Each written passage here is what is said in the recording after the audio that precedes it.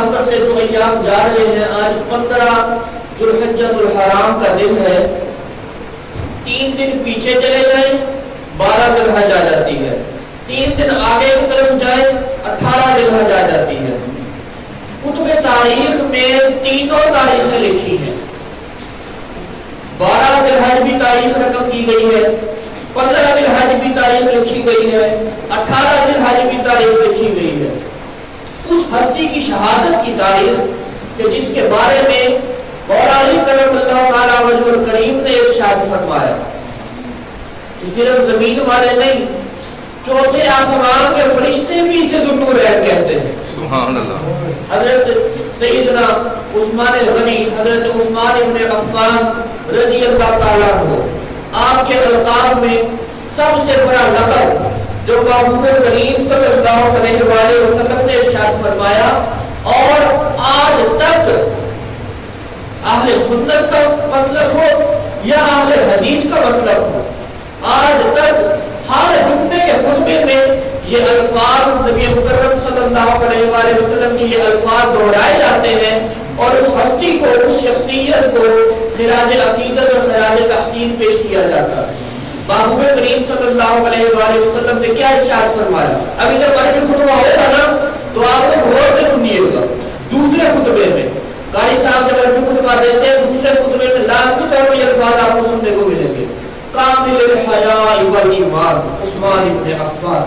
سبحان اللہ۔ میرے نبی نے ارشاد فرمایا کہ یہ وہ بندہ ہے کہ جس کا ایمان بھی سب سے مکمل ہے اور جس کی حیا بھی سب سے زیادہ مکمل ہے۔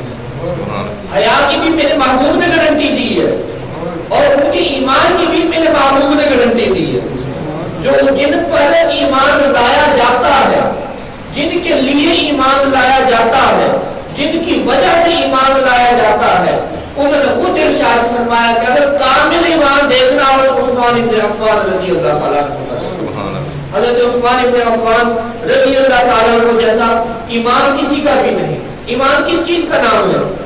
ایمان نام ہے نبی مکرم صلی اللہ علیہ وآلہ وسلم سے بے انتہا محبت، اور اس محبت میں اپنے آپ کو حضور کی سنتوں کے سپرد کر دینا، حضور سے دل سے محبت کرنا، اپنے خون سے محبت کرنا، اپنے انگ سے زیادہ حضور سے محبت اور عشق رکھنا، اور اس محبت اور عشق میں جو حضور نے کیا میں نے وہ کرنا، اس کے علاوہ کوئی عمل نہیں کرتا، اس کے علاوہ میری زندگی میں کوئی کام نہیں ہونا چاہیے سوائے حضور کے حکم پر عمل کرنے کے، حضور کے طریقے پر عمل کرنے کے، حضور کی محبت اپنانے کے۔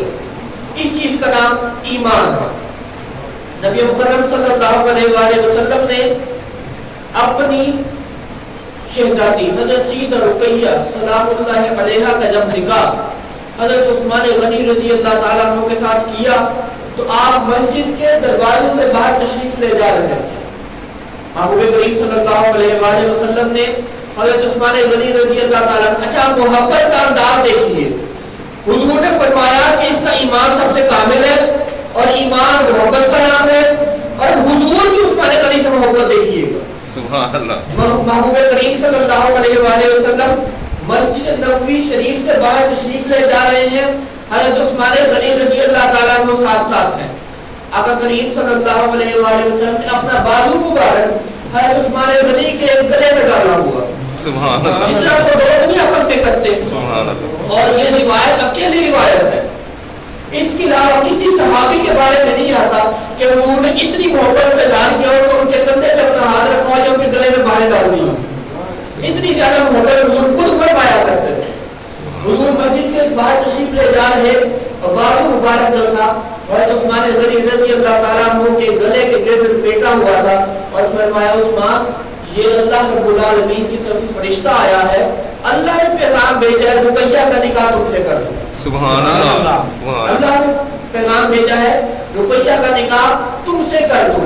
حضرت عثمان غنی رضی اللہ تعالیٰ عنہ ایمان کے کامل ایمان تھا، تو ایمان والے کی کیا وجہ، جس پر ایمان لایا اس کی بات کی خلاف ورزی کی جائے؟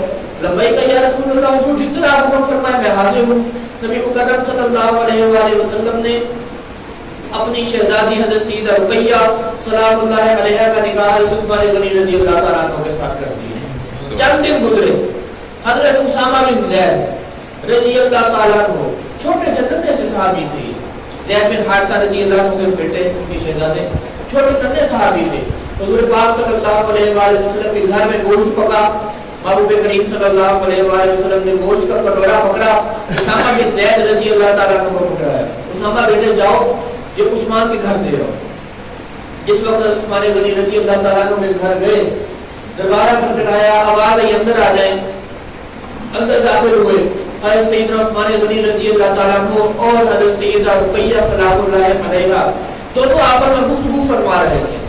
حضرت اسامہ بن زید رضی اللہ تعالیٰ عنہ نے وہ گوشت کا جو کٹورا تھا شوربے والا جو سالن بنا تھا اس کا کٹورا اس کا باؤل ان کی خدمت میں پیش کیا. خود واپس آ گئے. نبی مکرم صلی اللہ علیہ وآلہ وسلم نے پوچھا اسامہ تم گئے تھے بتاؤ کیا ہو رہا تھا. عرض کی حضور دونوں آپس میں بیٹھی باتیں کر رہے تھے. حضور نے فرمایا کیا کبھی اس سے پیارا جوڑا دیکھا ہے؟ سبحان اللہ. پیارا جوڑا نہیں دیکھا. حضور نے خود فرمایا کہ میں نے اس سے زیادہ پیارا جوڑا آج تک نہیں دیکھا. سبحان اللہ. جب بدر کا موقع آیا تمام صحابہ کرام کو اللہ کے محبوب صلی اللہ علیہ وآلہ وسلم نے حکم دیا چلو جی سارے جنگ کے لیے دیکھ لو.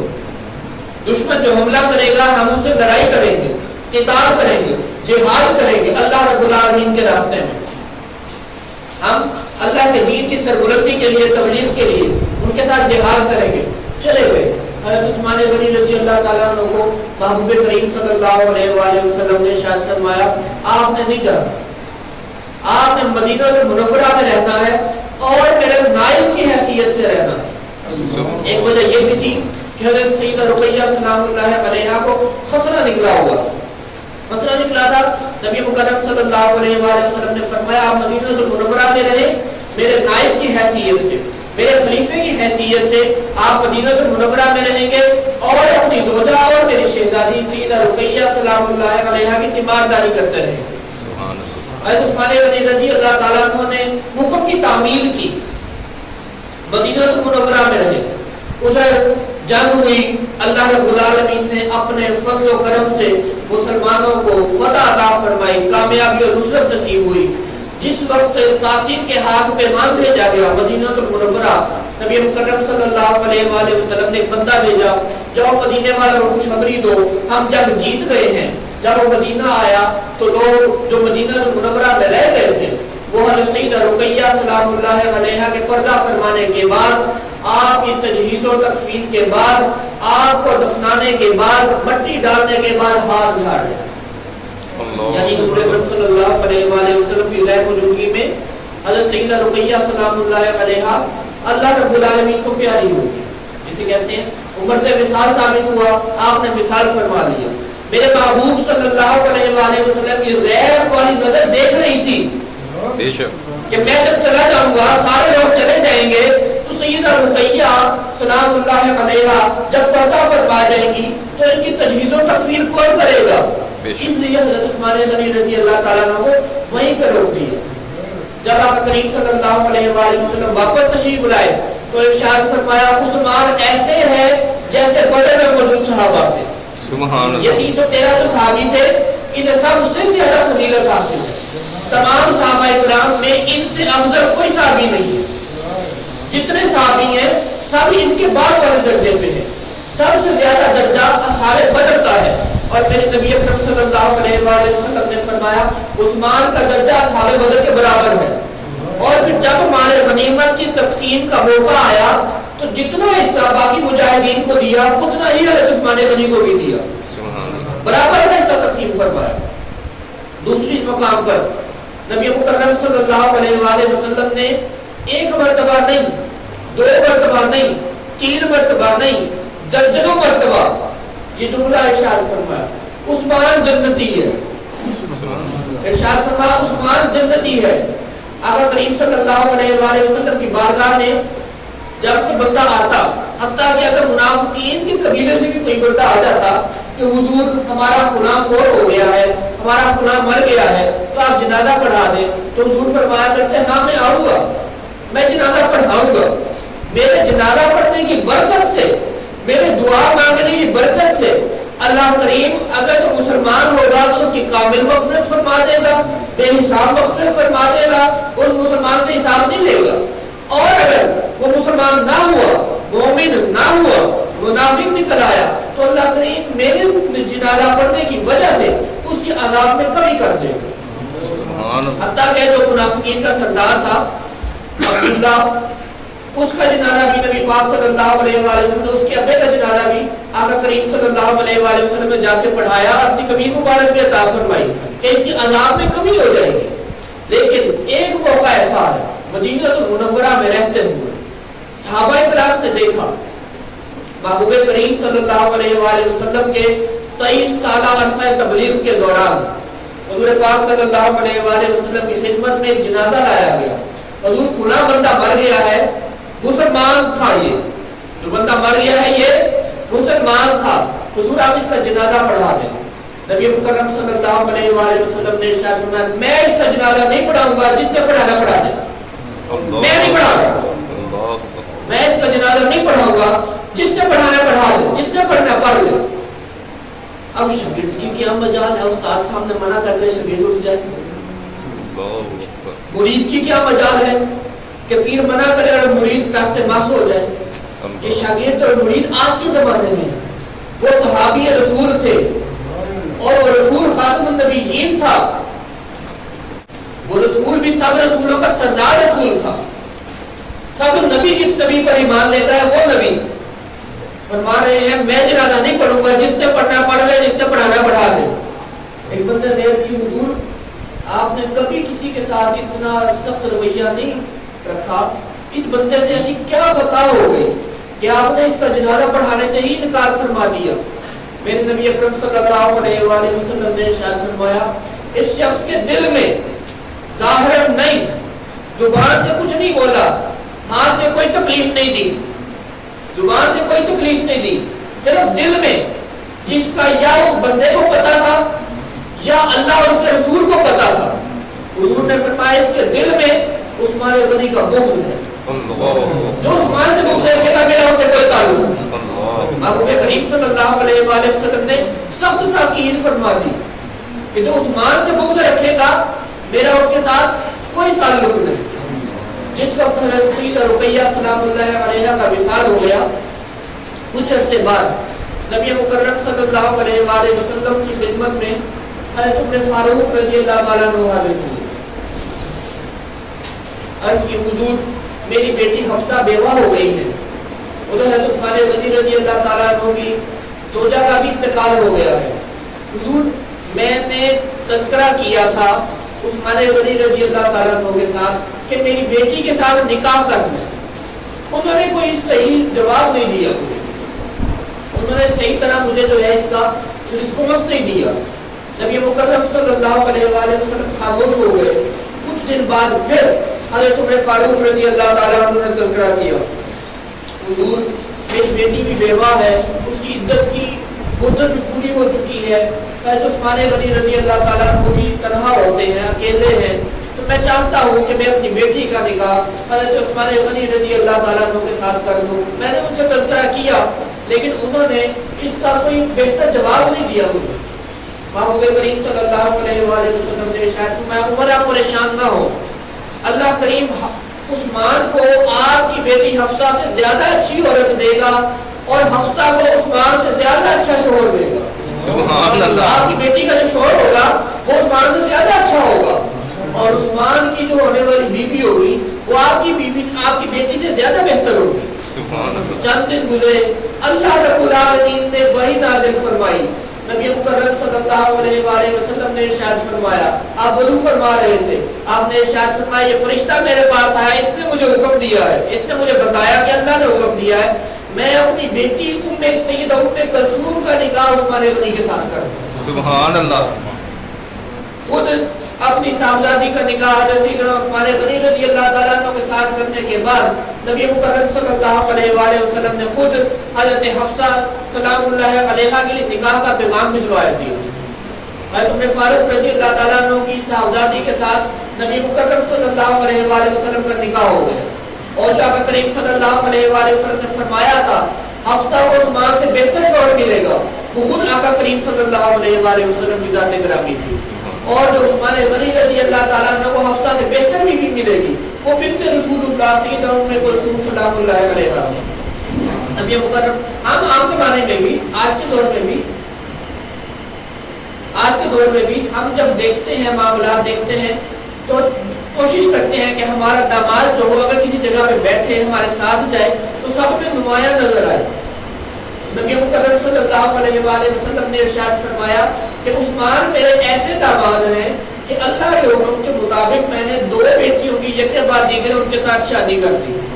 اگر میری مزید 10 بیٹیاں بھی ہوتی تو میں ایک ایک کر کے ساری عثمان کے نکاح میں دے دیتا۔ کتنا باکمال شخصیت تھی وہ، کتنی باوقار اور کتنی مقدس ذات تھی وہ کہ حضور نے فرمایا کہ 10 بیٹیاں بھی ہوتی میں یک کے بعد دیگر ایک ایک کر کے ساری حضرت عثمان غنی کے نکاح میں دے دیتا۔ حضرت عثمان غنی رضی اللہ تعالیٰ نے ارشاد فرمایا مجھے 10 ایسے فضائل حاصل ہیں جو اور کسی کو میسر نہیں۔ میں نے زمانہ جاہلیت میں بھی بچپن میں بھی کبھی کوئی کھیل نہیں کھیلا، ہمیشہ سے جیتا رہا، کبھی کوئی کھیل نہیں کھیلا۔ میں نے زمانہ جاہلیت میں بھی اور اسلام لانے کے بعد بھی کبھی چوری نہیں کی۔ میں نے زمانہ جاہلیت میں بھی اور اسلام لانے کے بعد بھی کبھی شراب کو ہاتھ نہیں لگایا۔ میں نے زمانہ جاہلیت میں بھی اور اسلام لانے کے بعد بھی کبھی بدکاری کی طرف نہیں بڑھا۔ میں زمانہ جاہلیت میں بھی اور اسلام لانے کے بعد بھی کبھی مکمل طور پر بے لباس نہیں ہوا۔ حالانکہ عام طور پہ جب بندہ غسل کے لیے جاتا ہے تو دروازہ بند کر لیتا ہے، بے لباس ہو کر غسل کرتا ہے، لیکن حضرت عثمان غنی رضی اللہ تعالیٰ عنہ 7 پردوں کے پیچھے غسل فرمایا کرتے تھے، تب بھی اس حالت میں ہوتے کہ آپ نے تہبند باندھی ہوتی تھی اور آپ کی کمر مبارک سیدھی نہیں ہوتی تھی۔ آپ فرماتے تھے مجھے میرے بنانے والے سے بھی حیا آتی ہے، مجھے میرے بنانے والے سے بھی حیا آتی ہے، اور فضیلت جو مجھے ملی اور کسی کو نہیں میسر آئی، اللہ رب العالمین کے حکم سے حضرت لوط علیہ السلام کے بعد میں پہلا بندہ ہوں جس نے اپنے اہل خانہ کے ساتھ ہجرت کی، اور مجھے 3 مرتبہ ہجرت کرنے کا شرف حاصل ہے۔ اللہ کے راستے میں 3 مرتبہ ہجرت کرنے کا شرف حاصل ہے، اور فضیلت جو مجھے ملی اور کسی کو نہیں ملی، اللہ کے محبوب نے اپنی 2 بیٹیوں کا نکاح میرے سے کیا، اور فضیلت جو مجھے ملی کسی کو نہیں ملی، اللہ کے محبوب صلی اللہ علیہ وآلہ وسلم نے اپنے ہاتھ کو میرا ہاتھ قرار دیا۔ بیت رضوان کے موقع پر جس کا قرآن میں بھی تذکرہ ہے، تو بیت رضوان کے موقع پر بھی حضور نے جب افواہ پھیل گئی کہ عثمان غنی رضی اللہ تعالیٰ عنہ شہید کر دیے گئے، تو نبی مکرم صلی اللہ علیہ وآلہ وسلم نے اپنا ایک ہاتھ اپنے دوسرے ہاتھ پہ رکھ کر ارشاد فرمایا کہ یہ عثمان کا ہاتھ ہے، میں عثمان کے ہاتھ سے بیعت کر رہا ہوں۔ سبحان اللہ۔ کہ اللہ کے نبی نے اپنے ہاتھ کو، وہ ہاتھ کی جسے اللہ نے فرمایا کہ یہ میرا ہاتھ ہے، وہ ہاتھ حضور فرما رہے ہیں یہ عثمان غنی کا ہاتھ ہے۔